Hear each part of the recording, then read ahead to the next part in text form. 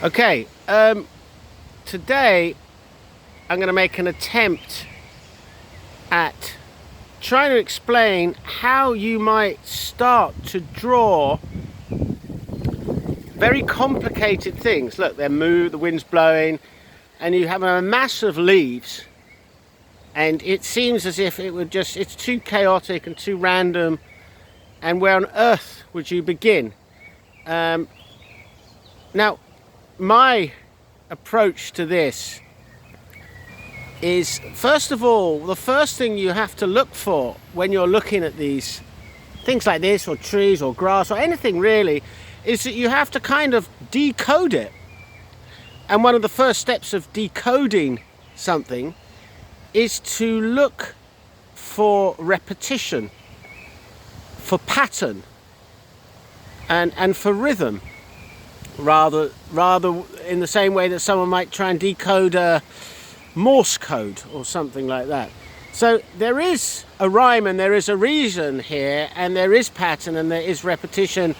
So what I'm going to do now, and I'm going to actually I'm going to start from my composition. Here's my paper, and I'm going over here, and what I want to do is start from the middle and work out. And I'm going to hand the camera over to someone, and now I'm going to point to where the middle is, and then I'm going to talk you through how I would start. So hold that there. See, this is my middle point. Here. So I'm going to start from this point, and I'm going to work outwards. So here we go. This should be interesting. So I'm just going to start. So what I can actually see is not even, here's the middle of the leaf. What I see underneath one of the leaves is the space behind it. And I'm going to concentrate first on that negative shape, because it immediately suggests the shape of the leaf, and that there's space behind the leaf. So it's again doing two things at once. Now that is attached, so that is actually starting to explain two leaves. There's one side of one leaf there, another side of the other. I'm going to get a slightly not so soft pencil. Now there's a basic star-like pattern of these leaves. I can see 5, but they span out from one middle point. One laps over, here comes the sun again. I'm going to take another of the negative shapes, which shows the contour of the leaf, and also immediately one of the stalks, and I'm going to just put that in there. So we've got 2. Now the other side of the stalk is lit by the sun, and that goes immediately. I'm not looking any further than the negative shapes at this particular juncture of the drawing here. So what have we got here? 1, 2, 3 negative shapes. Now I can see just a bit of shadow under that leaf there, and one here. This shape leads on to explain the other stalk, which in turn gets close to showing the central stem. Right, keep going. So make small steps in this case. I can also see that this stem is coming down slightly in the shade, but there's another one going behind, and I'm just going to put that in like very loosely. I can see it just comes underneath a leaf there, and it goes like that. It's like a main artery in this, which will come in handy later. So there's one going down this way. There's one. Okay, yeah, sorry. This is the central one here, and I can see this shape crossing over and going above that. And there's a piece under here. There's this one. Oh yeah, here it comes here. Right there. This one's complicated, so it's difficult to talk and draw at the same time. But there's a main one. I'm just going to put some of it in now, going down this way. So I went to this edge of this leaf, and just behind it there's another dark shade which is explaining. See, when you do a negative shape, a shape's always got more than one side, of course. So I've taken that side, but where's it end? It ends at the next leaf over there.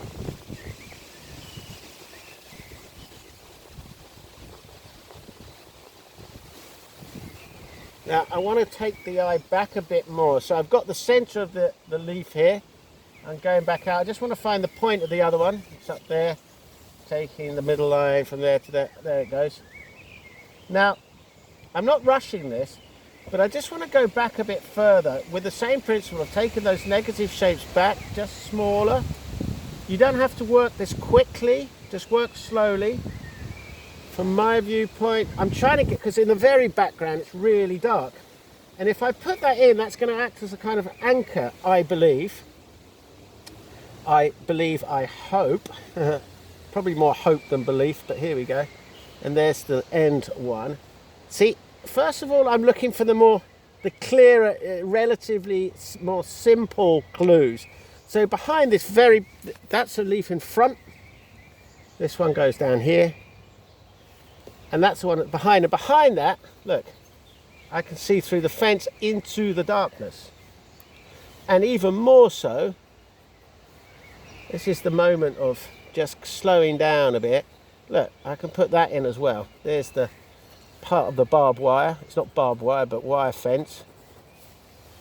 Wish it was barbed wire. Get that in there. So again, I'm going to follow this along because I think it's going to help as to, or you try and make it easier for yourself at every juncture. So you say, okay, if I've gone over the top there, sorry. Put it back in. See, you get a new criteria. It's not wire less important than leaf. It's which shape helps me understand and navigate and explain what I'm looking at. Look, back down here, that's the wire, that's the leaf. Now, same principle again, I can see a leaf hanging in front there. So where I am in the drawing, I can show you, I'm actually right here. I'm there, I've done that wire back there, but I've jumped from there to there. Where I'm sitting... Wait, again, the light. Okay, I've been told to do that again. So that's that leaf I've just drawn in the background, that's the wire, and that's where I started.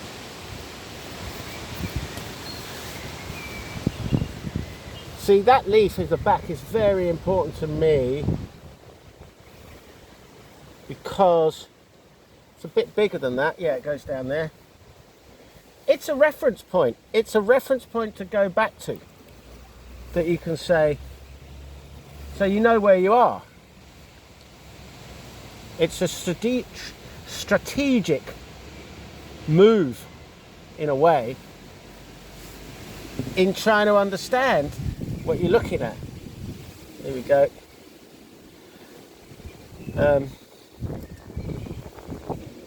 You'll start making all this up in a minute. Right there. That goes down here. So all the time I see that major stem going across. I'm using that again. That's that there. That you can even see a bit of its shape. Put that round there. I'm looking at the negative shapes. That's the shapes in between the objects. That's how you do it.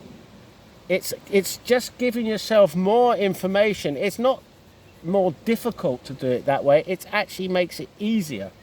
It's just a question of practice, really. Most people aren't used to looking at that immediately. But once you get into looking at that or having that as a reference, it becomes more logical. Let's have a look, let's have a look. Right, at this point you just completely give up. No, I'm joking. At this point, here we are. Goes around there. I'm going back to this point here, coming back down again, seeing what's going on. Right, that's round there. Another.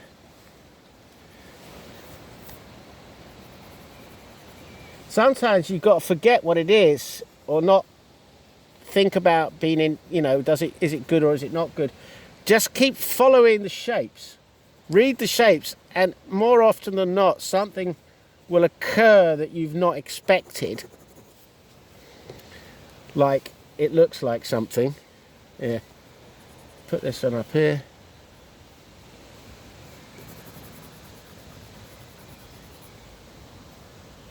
You start loosely. All of this can be explained. All this can be executed loosely, and then you can go back into it and make the lines tighter.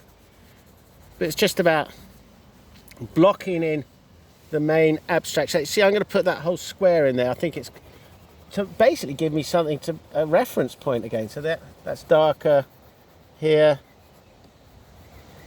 That line goes up, and this one comes down here, and you can see there's another leaf. This one time the line goes over, the wire goes over the leaf, and the leaf goes behind the wire. It's not a race. I might be doing this, some people might consider that in their eyes I'm doing this quite quickly. Perhaps I am. You don't have to do it quickly. You don't have to do it in one go. You can take your time or not. It depends how you feel. So I've got that square there. That's going to actually help me reference where the rest is. There's a reason for that. So these are sort of, you're creating your own guidelines. I'm going back in. So there's a general. I'm going to use a harder pencil just here because I want to get the shapes in without it being too soft. That's coming back in here. So all the time I'm going back to the main place there. That's my beginning point. I can see these lines are a little bit more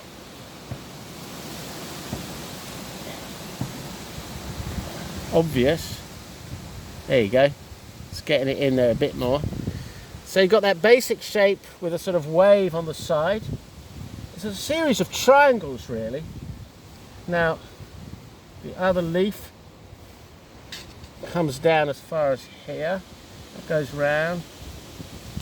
See, you don't have to draw the whole leaf. You can suggest things. Now there's a shadow on that one. It's a light shadow. It's not as dark as that shadow. Just put the shadow in. Following the shapes. Don't worry if you get lost. Go back to the center and build out again. And you will get lost. But if you follow the shapes, it's going to always say something of what you're looking at. And the shapes that you're essentially following are more than likely, look, see, that's moved over. Shapes that they're more, this mark I'm making right now, whether it works or not, it is actually directly coming from something I'm looking at. So it's sort of invented, but it's not as well. It's stuff that I would not have been able to make up myself, but I have now seen. And I'm using that to explain what I see. I like using that to explain what I see. Hold on. There's another negative shape coming round. I'm actually there's no way I can do a whole film right now of me drawing this plant unless you do it in the, what's it called, speeding up time or whatever, but we don't know how to do that yet. So it's just, you're just going to have a bit of real-time drawing. You might notice that I sort of meander a bit. So 1 minute I'm over here, micromanaging this little area, putting that back up there, yeah, it kind of fits in. And then something changes, or something else catches my attention, and I think, right, do you know what? I'm going back up here again. And then I want to make, just before we finish this film, I want to make some kind of a link. If that's the centre bit, and that one comes up there, that was a leaf going around there. That one's got a bit of a shadow on it. It's coming in. What's behind? You see, you start with one leaf and then you move to the next one. Okay, what's behind there? This one. I'm just suggesting, I'm seeing where those little darker bits are in there. There's a smaller, younger looking leaf. I'll go back from there to there, so it's still a bit flat. Well, this one comes down. I'm going back here again. This goes in there. Get it down. Headache. Put it. This would be a great moment to say, here we have one we made earlier, but we don't. I'll probably go further on this one and show you next week. So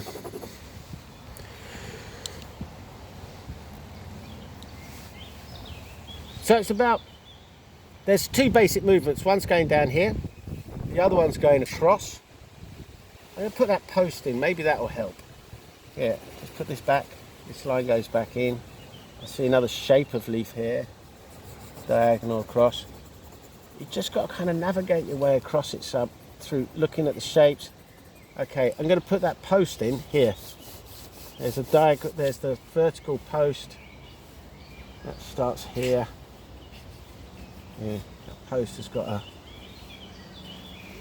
If that goes across there, look, I'm looking at that shape. Then you hit a leaf. It's behind the leaf, and the leaf goes over. And it comes back round into there. And then it's darkness behind it. I'll tell you what, you know, like in Bob Ross, where he talks about here's a leaf and the leaf has got a friend and all the rest of it. In a way, I can understand why he said you can talk your way through it. You can say, well, what, that goes up and that goes across, but this is a middle tone and that tone's a bit darker and that explains the surface of that.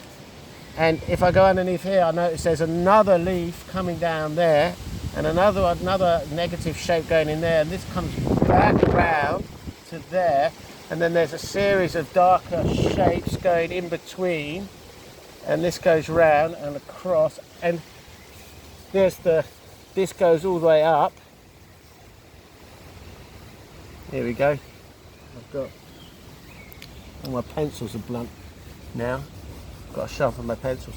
Look, that line goes, there's that leaf. It's slightly in the shadow. It goes across, and then you get the other side of the post, which is slightly lit, but not totally. Look, she's middle tone, and behind the post you go back into the darkness, if you like, of the foliage, and then that fence comes back again. So the grid of the fence is going to become handy for me to get back into the leaves. It's going to be like, make it just a little bit clearer for me to get back in and explain what's going down here. Okay, right, so look, you stand back a little bit. I'll just say, have a go at this.